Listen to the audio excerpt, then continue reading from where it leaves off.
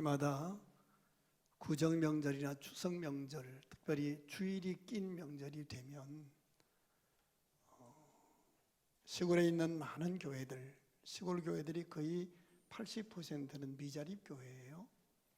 100명 미만의 작은 교회들인데 그 열악한 환경 속에서 동네 사람이 다 나와도 100명이 안 되는 그런 지역이지만 하나님이 주신 사명이기 때문에 잘 감당하는 신실하신 목사님들 때문에 한국교회가 이만큼 건재하고, 또 도시에 있는 큰 교회들은 그렇게 텃밭을 이룬 그 시골교회 목사님들의 열매를 거두고 있는 거거든요. 그래서 명절이 낀 주일이 되면 기도해요. 많은 성도들이 고향교회에 좀 가서 격려하고, 고향이 또 없어진 분들은 우리 교회 부목사님 하다가 개척하신 작은 교회에 좀 가서 격려하고 왔으면 좋겠다는 생각이 들어요.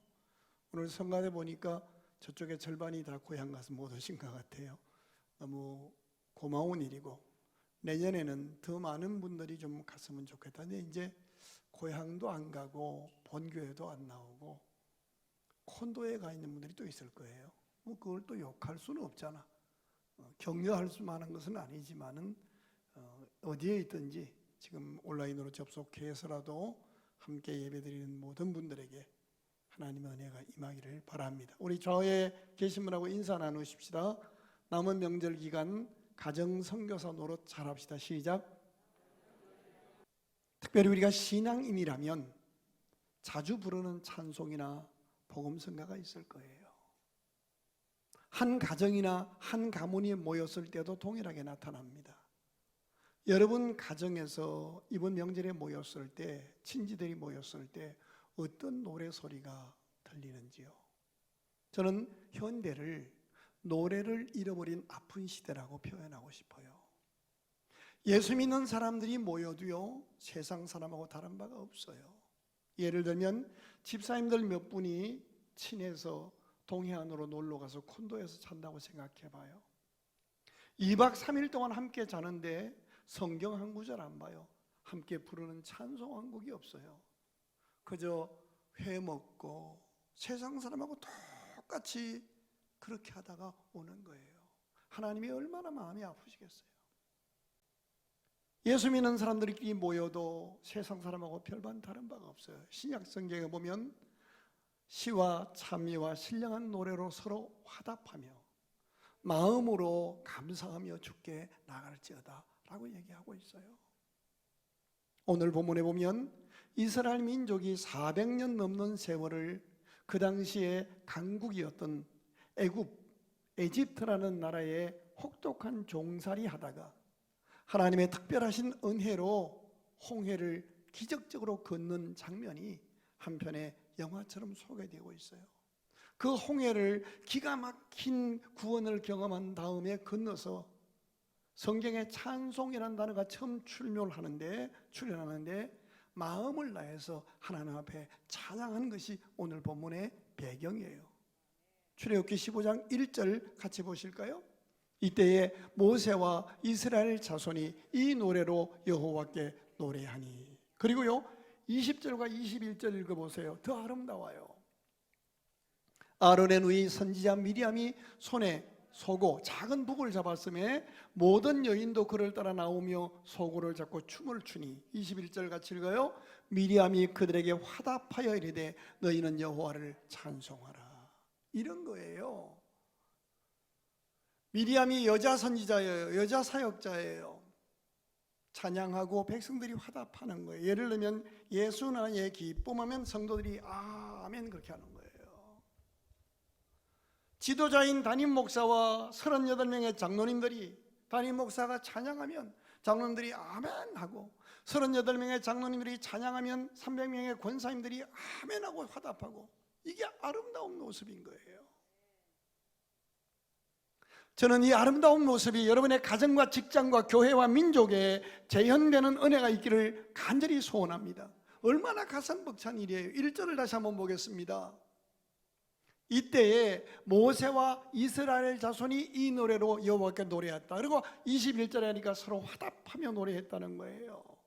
그런데 여기에 1절이 시작되면서 이때라는 단어가 중요해요. 이때 언제예요? 이것이 바로 전장인 출애굽기 14장 26절부터 31절까지 내용이에요. 어떤 때 이런 노래를 했다는 거예요? 같이 읽겠습니다. 14장 같이 읽어요. 26절부터 시작. 여호와께서 모세에게 이르시되 너의 손을 바다 위로 내밀어 물이 애굽 사람들과 그들의 병거들과 마병들 위에 다시 흐르게 하라 하시니, 계속합니다. 모세가 곧 손을 바다 위로 내밀며 새벽이 되어 바다의 힘이 회복된지라 애굽 사람들이 물을 거슬러 도망하나 여호와께서 애굽 사람들을 바다 가운데 엎으시니.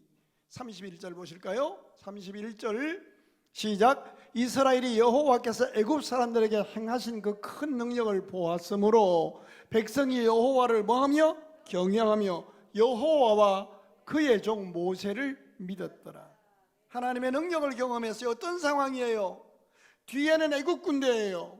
10가지 재앙을 보고 나서 두려워서 이스라엘 백성들을 빨리 가라고 내보냈어요. 250만 명이 빠져나가는 것을 보면서 바로가 욕심이 다시 도진 거예요. 이거 아니다. 그래서 군대를 끌고 추격해가요. 다시 잡아오려고. 이스라엘 백성들이 가는 도중에 홍해를 만났어요. 앞에는 홍해요, 뒤에는 애국 군대예요. 꼼짝없이 죽게 되었어요. 인간의 힘으로 어떻게 할 수 없는 인생의 난제를 만났어요.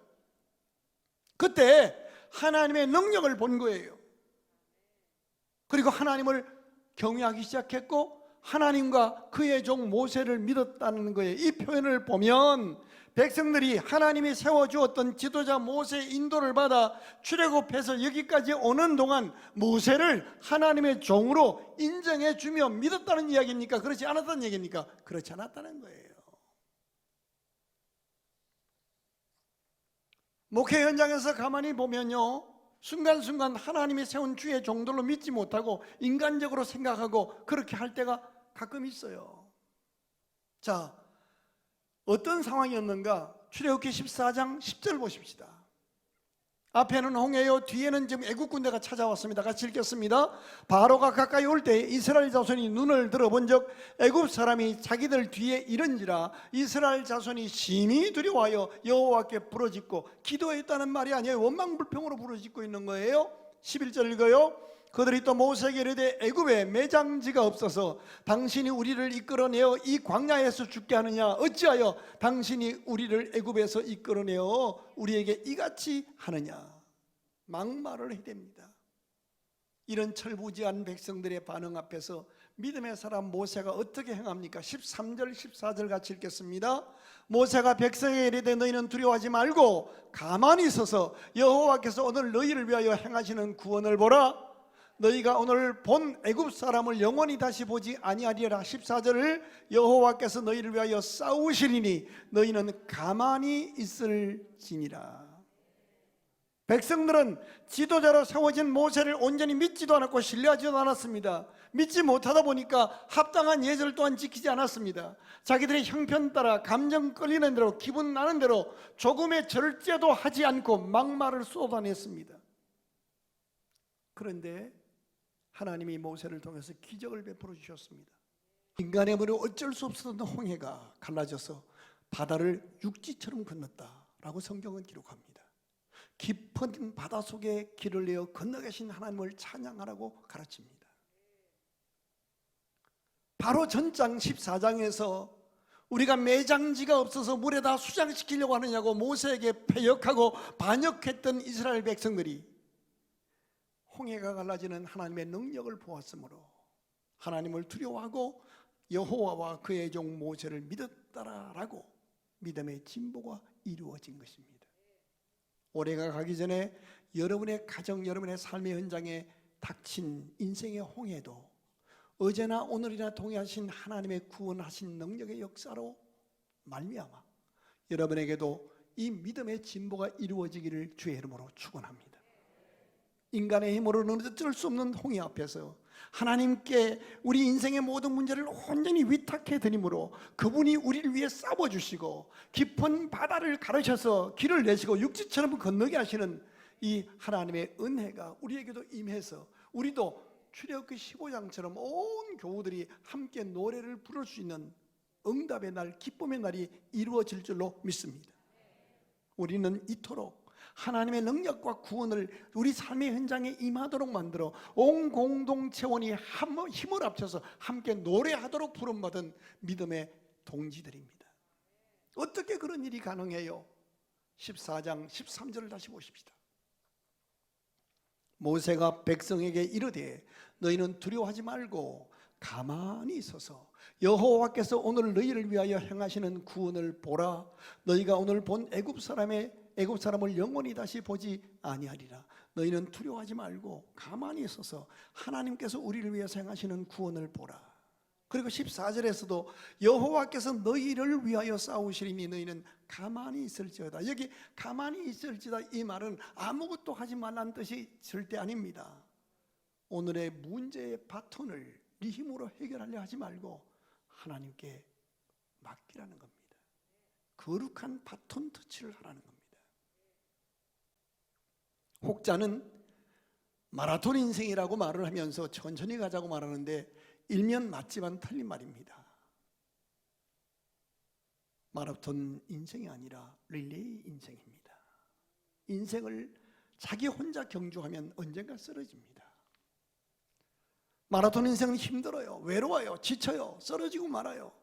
혼자의 힘으로 인생을 다 달리려고 하지 마세요. 통계상으로 볼 때 우리나라의 40, 50대가 돌연사하는 확률이 세계에서 1위라는 거예요. 왜 그래요? 인생을 혼자 고민하고 혼자 뛰고 혼자 밥 먹고 혼자 해결하고 혼자 다 하려고 하기 때문에요. 바톤 터치가 없는 인생이에요. 혼자 뛰는 인생 너무 힘들어요. 고달파요. 여러분 생각 한번 해보세요.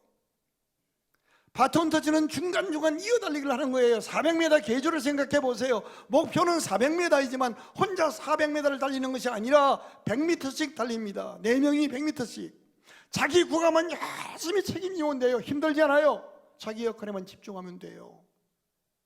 마지막 주자가 일정으로 들어오면 그 팀 모두가 금메달을 받는 거예요.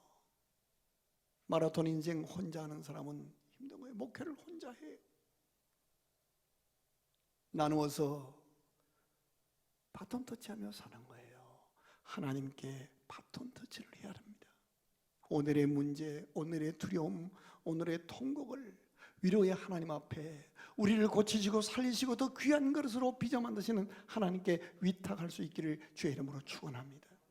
솔직하게 우리가 살면서 인생에 많은 문제들이 있지만 어느 누구도 피할 수 없고 어느 누구도 큰 소리 칠 수 없는 문제가 무슨 문제인지 아세요? 자녀 문제입니다. 제가 1부, 2부 때 물어봤더니 한 명도 손 못 들더라고요. 한번 여쭤볼게요. 목사님, 나는 내 자녀들은 다 잘 됐고요. 자식 문제만큼 난 자신이 있습니다. 손 들어봐요. 뇌가 없거나 미쳤거나. 자녀 문제, 부모가 자녀를 누구보다 사랑하고 할 수만 있으면 생명이라도 주고 싶은 것이 자녀를 향한 부모의 애틋한 마음과 사랑이에요. 하지만 자녀를 낳고 양육해 보면요, 결혼시키고 아프터 서비스 하다 보면요, 누가 얘기합니다. 가정학자가 자녀를 사랑하는 것은 지뢰받기를 가는 것과 같다. 언제 어떤 돌발 상황이 생겨서 부모로 하여금 아득하게 만드는지 모르는 것이 자녀 양육이에요. 오늘의 본문의 주인공 모세라는 사람입니다. 그가 어떤 인물입니까? 모세가 세상에 태어날 때요, 절망의 시대였습니다. 당시 이스라엘을 식민지로 지배하고 있었던 애굽 왕 바로는 이 히브리 사람들을 보니까요, 아이도 순풍순풍 잘 나요. 또 많이도 나요.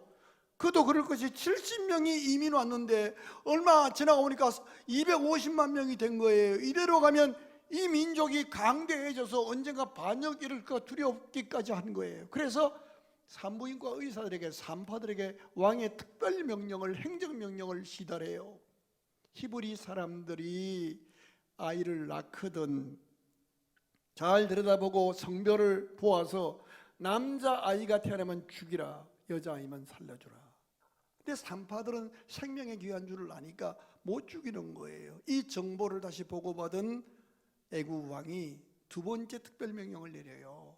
출애굽기 1장 22절에 보면 남자아이가 태어나면 나일강에 버리라는 거예요. 같이 한번 읽어봐요. 그러므로 바로가 그의 모든 백성에게 명령하여 이르되 아들이 태어나거든 너희는 그를 나일강에 던지고 딸이거든 살려두라 하였더라. 남자아이가 태어나면 못 죽이니까 나일강에 던져 수장시키라는 거예요. 바로 이런 상황에서 이 명령이 시행되고 있을 때 모세가 태어난 거예요. 모세의 아버지 이름은 아므람이라는 사람이고요, 어머니는 요게벳이라는 여자예요. 이들 부부가 임신하고 아이를 낳았어요. 얼마나 노심초사했겠어요. 근데 딱 태어나자마자 보았더니 아들이에요. 기뻐할 수가 없잖아요. 아들을 나일강에 던져 넣어야 했기 때문에. 하지만 그들은 그렇게 하지 않았습니다. 이유가 뭐예요? 출애굽기 2장 2절 같이 보셔요. 그 여자가 임신하여 아들을 낳으니 그가 잘생긴 것을 보고 3달 동안 그를 숨겼으나, 여기 잘생겼다는 말은요, 외모가 준수했다는 얘기가 아니에요.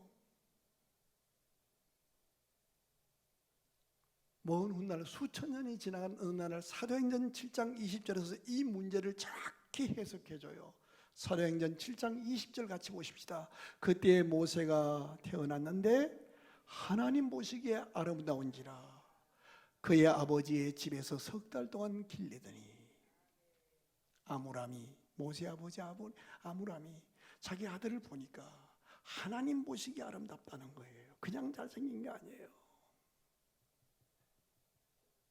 나는 가정의 가장들이 자기 자녀를 바라볼 때에 하나님의 시선으로 바라보는 믿음의 진보가 있기를 주의 이름으로 축원합니다. 많은 부모들이 믿음 가지고 있어요. 목사, 장로, 집사예요. 그런데 생활 현장에서, 가정 속에서 자녀를 볼 때는 공부 잘하는 것을 기준으로 봐요. 봉급 많이 받아오는 것으로, 부모한테 용돈 많이 주는 것으로, 경제로 봐요. 아니에요. 자, 히브리서에 한번 보실까요? 모세의 부모는 그 아이를 어떻게 봤는가 히브리서에서 기록해주고 있어요. 히브리서 11장 23절 같이 읽어요. 믿음으로 모세가 태어났을 때 그 부모가 아름다운 아이임을 보고 그랬습니다. 믿음으로 자녀를 본 거예요. 믿음으로. 목회자가 성도들을 믿음으로 보기까지요, 저는 최소한도 10년은 걸린다고 봐요. 제가 한 교회 거의 40년이 되기는 38년이 지나갔지만, 저도 돌아보면 아니라 하지만 저도 인간이어서 하나님이 보내주신 성도들을 믿음으로 보지 못할 때가 있었음을 부끄럽게 자백해요. 모세의 아버지와 어머니가 모세 태어났을 때 시대가 암울했지만 자기 어린 아들을 믿음의 눈으로 보았던 거예요. 아므람과 요게벳은 믿음의 눈으로 모세를 보았고 어린 모세를 3달 동안 숨겨 키웠습니다. 이제 100일이 지났습니다. 더 이상 숨길 수가 없어요. 애 울음소리가 커지게 되니까 들키면 왕의 특별 명령을 어겼기에 모세도 죽임 당하고 부모들도 목숨이 끝나고 말아요. 이제 요게벳과 아므람은 울음을 삼키며 갈대 상자를 만듭니다. 갈대 상자가 의미하는 것이 무엇인지 아세요? 바로 믿음의 바톤 터치라는 거예요. 모세의 아버지 아므람과 어머니 요게벳은 자신 손에 있었던 아들의 생명을 하나님의 손으로 넘기고 있는 거예요. 이 말은 부모의 현실적인 도리를 포기하는 것이 절대 아닙니다. 출애굽기 2장 3절 한번 보십시오. 2장 3절부터 쭉 읽어보면요, 더 숨길 수 없게 되매 그를 위하여 갈대 상자를 가져다가 역청과 나무진을 칠하고 아기를 거기에 담아 나일강과 갈대 사이에 두고, 그리고 그의 딸 미리암을 시켜서 멀리서 숨어 지켜보게 하고, 그야말로 온 가족이 힘을 합쳐서 인간으로서 할 수 있는 최대한 모든 일을 다 합니다. 진인사 대천명이라고 하지요. 어쩔 수 없는 상황 앞에서 그냥 하늘만 바라보면서 우연을 기다리는 그런 믿음이 아닙니다. 최선을 다하는 겁니다. 그리고 하나님께 위탁하는 겁니다. 이게 바톤 터치입니다. 자녀들을 하나님의 시선으로 다시 보십시다. 저와 우리 38명의 장로님, 우리 동역자들, 하나님이 맡겨주신 우리 교회 교우 한 분 한 분을 믿음의 시선으로 바라보시며 축복하십시다. 있는 힘을 다해서 사랑하고, 그리고 하나님이 역사하시도록 그분께 바톤 터치 해드리십시다. 자, 우리가 그때로 돌아가서 모세의 아버지 어머니의 심정으로 한번 생각해 보십시다. 잘생긴 아들을, 이제 100일 되니까 애가 방긋방긋 웃잖아요. 이걸 더 이상 숨길 수가 없어서 갈대 상자를 만들고 역청을 칠하고 물이 안 새도록 만들고 아이를 그곳에 넣고 뚜껑을 닫아야 되잖아요. 연로하신 부모님이 돌아가셔도 마지막에 잘 참고 있다가도 입관 예배 드릴 때 더 이상 볼 수 없게 돼서 뚜껑 덮을 때는 통곡하는데, 어린 생명, 죽지 않은 생명을 갈대상자에 넣고 뚜껑을 닫을 때 그 심정이 어땠겠어요? 그 갈대상자를 나일강에 갖다 두고 숨어서 바라보고 있는 가족들의 마음이 어떠했겠어요? 여기서 생각할 것이 있어요. 히브리어로 갈대상자는요, 노아의 방주와 같은 단어를 사용해요. 노아의 방주는 방향키가 없잖아요. 돛도 없잖아요. 닷도 없잖아요. 배를 젓는 노도 없잖아요. 방주 안에 타고 있는 노아의 가족들이 있지만 그 안에서 방주가 움직일 때 아무것도 할 것이 없는 겁니다. 그저 바람 부는 대로, 물결을 치는 대로 하나님의 손에만 맡기는 겁니다. 아기 모세가 탄 갈대상자도 마찬가지예요. 100일 된 아이가 할 수 있는 일이 아무것도 없어요. 그 아이를 생명처럼 사랑하지만 부모도 할 수 있는 일이 아무것도 없습니다. 우리 생활에 오늘 우리가 만난 문제 역시 21세기 갈대상자입니다.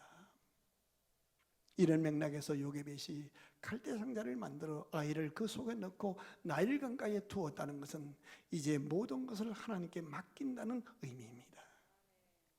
요게벳이 아기 모세가 된 갈대상자를 나일 강가에 두면서 하나님께 간절히 눈물로 기도하지 않겠습니까? 여호와 하나님, 이때까지 최선을 다해 키웠으나 이제 더 이상 저희가 키울 수 없사오니 이 아이의 생명을 지킬 수 없사오니 이제 전능하신 하나님의 손에 맡깁니다. 이 아이를 책임져 주십시오. 이것이 믿음으로 행하는 바톤 터치입니다. 성경을 계속 읽어가다 보면 자녀 문제뿐 아니라 인생의 모든 문제들을 하나님 앞에 믿음으로 바톤 터치해 드릴 때에 하나님의 구원하시는 사랑과 능력을 체험하고 감사와 찬양을 드리는 사건들이 얼마나 많은지 모릅니다. 자녀 문제로부터 시작해서 사업, 질병, 인간관계 모든 인생의 전 영역에서 하나님은 주무시는 하나님이 아니라 우리 삶의 주인 되신 하나님이십니다. 우리는 믿음이 있지 않습니까? 여기까지 인도하신 하나님을 믿고 그 약속 붙들고 이제 우리의 울음, 통곡, 두려움을 하나님께 맡기시는 믿음의 진보가 있기를 바랍니다. 이렇게 바톤 터치한 결과가 어떻게 되었습니까? 요게벳은 갈대상자에 아기 모세를 넣고 나일 강가 옆에 두었습니다. 이제 아이를 더 이상 볼 수 없다고 생각했어요. 아까 만화에서 보셨죠? 그 눈 예쁜 아이의 눈, 마지막 눈을 갈대상자로 덮어야 돼요, 뚜껑으로. 아마도 이렇게 기도했을 거예요. 죽지 않고 제발 살아만 있기를. 그런데 어떤 일이 일어났어요? 요게벳이 그 친어머니가 모세의 유모가 되어서 합법적으로 안전하게 아들을 젖먹이며 기를 수 있게 되었고요.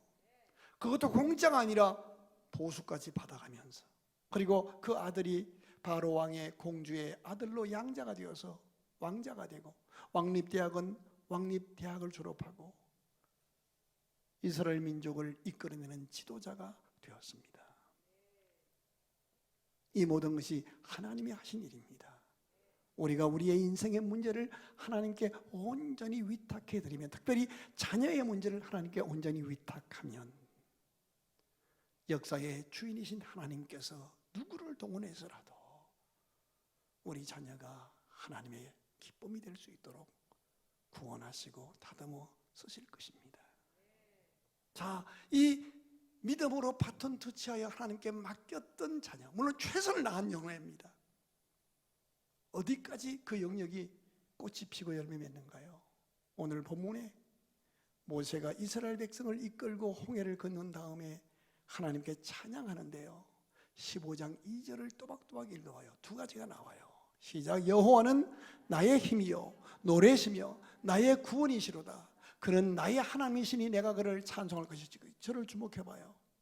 여러분의 자녀가 신앙생활 잘 못하는 줄 알았는데 믿음을 잘 개성해 줬어요. 하나님께 맡겼어요. 그랬더니 그 자녀가 말도 어눌하고 차가살이 40년 한 찌그러 인생으로 끝날 줄 알았어요.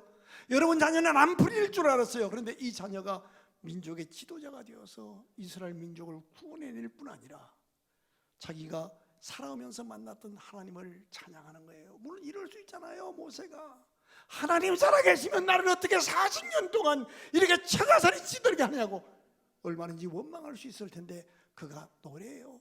여호와는 나의 힘이요 나의 노래시요 나의 구원이시라 나의 하나님이라. 나는 여러분의 자녀가 이 하나님을 만나고 노래하는 은혜가 있기를 주의 이름으로 축원합니다. 여기서 끝나는 것이 아니라 그가 이렇게 말합니다. 내 아버지의 하나님이시니 내가 그를 높이리로다. 이 표현이 굉장히 무서운 거예요. 여러분, 사실 모세의 아버지 아므람은 성경에 많이 소개되어 있지 않아요. 성경에 4군데 소개되는데요, 딱 한 줄이에요. 한 내용이에요. 레위 사람 한 사람이 레위 여자에게 장가들어 아이를 낳았다. 다시 우리식으로 해석하면 믿음 좋은 청년이 믿음의 여자를 만나서 결혼했더라. 그리고 자녀를 낳았는데 아론과 미리암과 모세더라. 큰아들은 대제사장 만들고 요즘으로 말하는 목사님 만들고 둘째 딸내미는 여선지사 여전도사 만들고 모세를 낳았더라. 그 얘기입니다.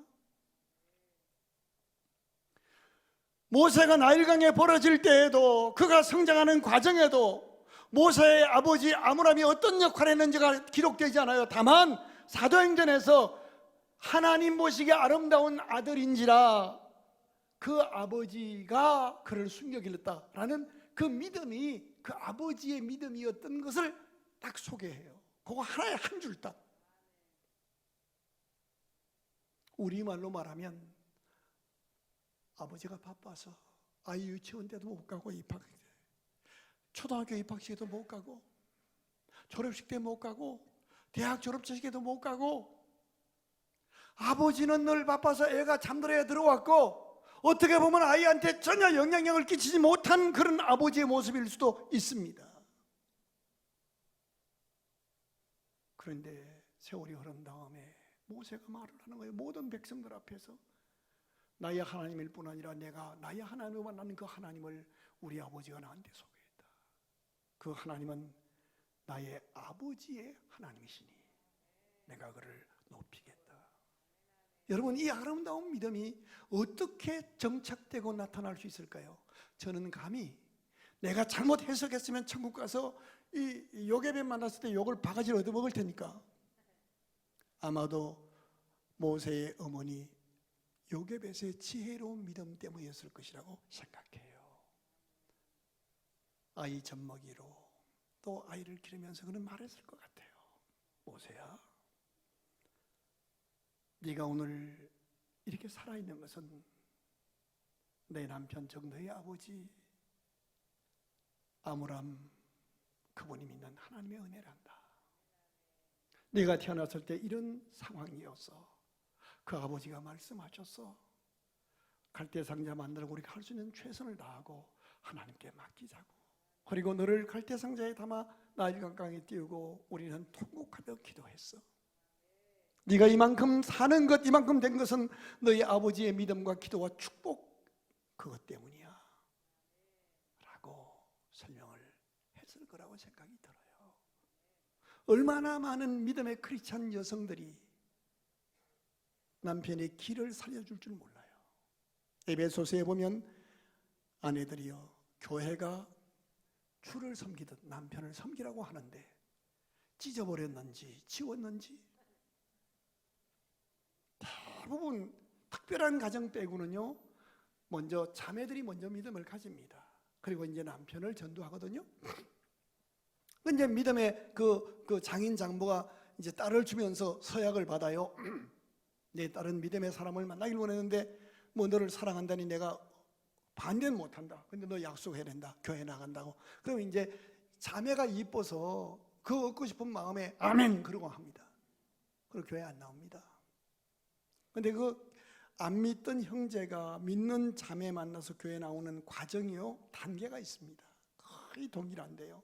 먼저는 안 나올 수는 없어요. 가정의 평화를 위해서 개 끌리듯 끌려 나옵니다. 운전해주고 와서요 예배 끝날 때까지 주차장에서 그 더운 차 속에 기다립니다. 그런 과정을 거쳐가다가 어느 날 교회에 무슨 장경동 목사가 온대나 뭐 유명한 연예인이 와서 간장한다나 그러니까 구경 삼아 오는 거예요. 그것도 맨정신에 나오기 쑥스러워서 막걸리 한 잔 걸치고 뒤에 나와 있다가 이게 은혜를 받아요. 자, 그랬을 때 정말 지혜로운 여자들은요, 자식들 앞에서, 며느리 앞에서, 사위 앞에서, 교회 앞에서 자기 남편의 믿음을 절대로 기죽이지 않습니다. 이게 중요합니다. 여러분, 우스운 얘기가 아닙니다. 가끔 신방하다 보면 용서하고 들으세요. 목사 앞에 자기 남편 흉을 보는 자매들이 있어요. 굉장히 미안합니다. 나 그 자매 신뢰하지 않습니다. 자기 남편 흉을 목사한테 보는 여자가 어디 가서 목사 흉은 안 보겠어요? 절대로 그 여자 신뢰하지 않습니다. 이렇게 말하세요. 목사님, 우리 남편이 부족한 것이 많고 성질도 아주 개같은 성질, 개성이 강합니다. 하지만 하나님이 우리 남편을 잘 다듬으셔서 우리 교회에서 제일 가는 믿음의 장로로 세울 줄을 저는 믿고 기도합니다. 저를 아멘, 아멘. 우리 남편 위해 기도해서 이래야지, 그잖아요. 여러분, 남자가요 55세가 딱 넘어가면 누구나 상관없이 공통적인 거 있는 거 아세요? 반찬 흘리는 겁니다. 정말이에요. 55세 딱 지나가면요 흘리기 시작합니다. 그러면 지혜로운 여자는 괜찮아요 여보, 맛있게 드세요 이래요. 근데 지혜가 없는 여자는요 난리를 칩니다. 눈을 부라리고, 아니 세탁 한번 더 하면 되지, 내가 이걸 어떻게 알겠어요? 경험하니까 알지.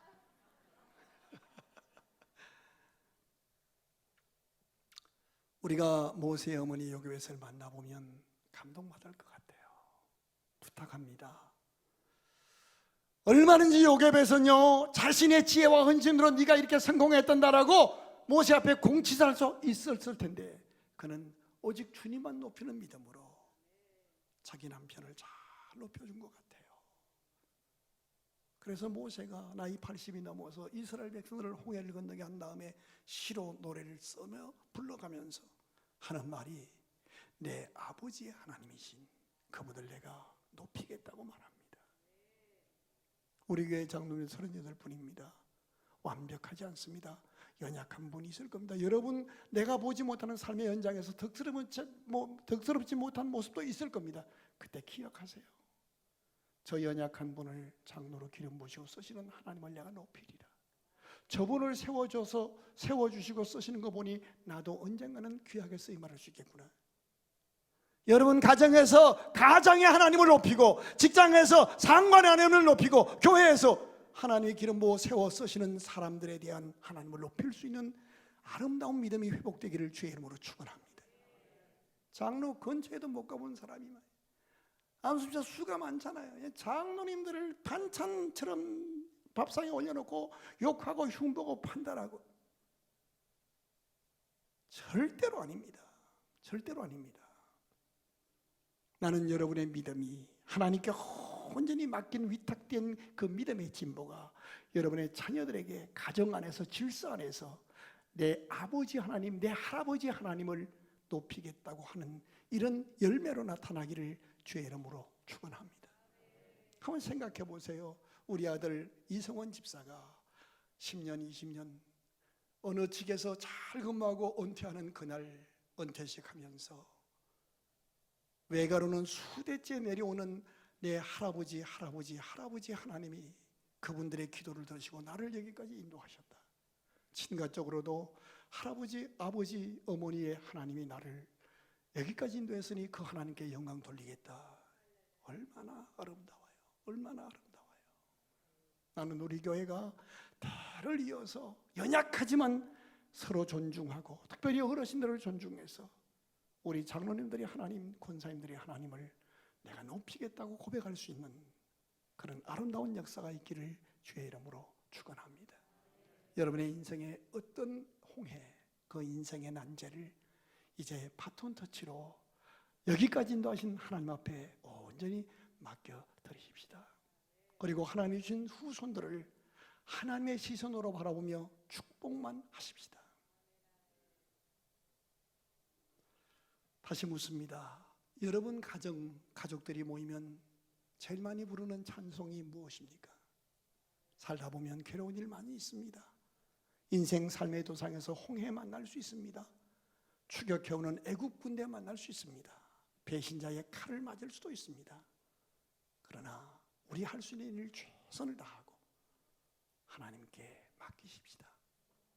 그리고 어찌됐든 후손들을 축복하는 삶으로 다시 일어나서 모세를 쓰셨던 하나님이 우리의 후손들을 복되게 쓰시는 믿음의 주역들이 되시기를 주의 이름으로 축원합니다. 기도하십시다. 하나님, 아픔도 물질 문제도 취직 문제도 결혼 문제도 하루 앞을 내다볼 수 없는 질병의 문제도 내가 하나님께 온전히 바톤 터치해 드려야 할 내게 주어진 21세기 갈대 상자임을 이제 알았습니다. 하나님께 맡기오니 주여, 주께서 깊은 바닷속에 길을 내시고 육직처럼 건너서 모세처럼 이스라엘 백성들처럼 서로 화답하며 하나님께 찬양하는 응답의 주인공들 되게 하여 주옵소서. 내 아버지 하나님을 높이겠다고, 내 할아버지 하나님을 높이겠다고, 내 어머니 하나님을 높이겠다고, 우리 교회 장로님들의 하나님을 내가 높이겠다고 고백하는 하나님이 기뻐 바르실 만한 질서 안에 은혜가 있는 공동체 되게 해 주옵소서. 주 예수 그리스도 이름으로 간절히 기도드리옵나이다. 아멘.